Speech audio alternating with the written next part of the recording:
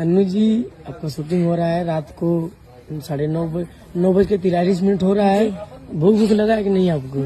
ऐसे खाना नहीं खाते, 2-3 दिन नहीं खाते हैं खाना। आप लोग को पता ही है इंटरव्यू में कि नहीं खाते हैं, कभी कभी खा लेते हैं बाहर। पहले से बहुत पतला हो गई हैं। जी हमारा तबीयत थोड़ा खराब है। लेकिन आप अपना राज ये बताइए, गले में क्यों कुछ नहीं पहनती हैं? नहीं, जब पहनेंगे तो कुछ बढ़िया ही पहनेंगे, अभी नहीं पहनेंगे, 3-4 दिन के अंदर पहन लेंगे। अच्छा, तो जरूर देखिएगा आप लोग, क्योंकि ऑर्डर दिला गया है मेरा। चक्कर गाना शूट हुआ है आपका आज?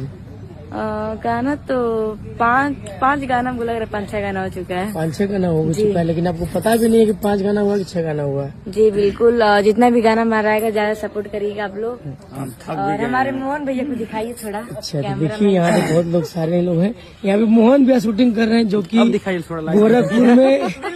गोरखपुर में एकदम छाए हैं। मोहन भैया एकदम शूटिंग कर रहे हैं रात को। अगर शूटिंग कराना होगा कैमरे से, भैया हमारे एडिटर हैं, कैमरामैन बहुत तगड़ा करते हैं, बहुत तगड़ा है, गोरखपुर नंबर 1 है मोहन भैया। देखे सब भैया ही एडिटिंग की है।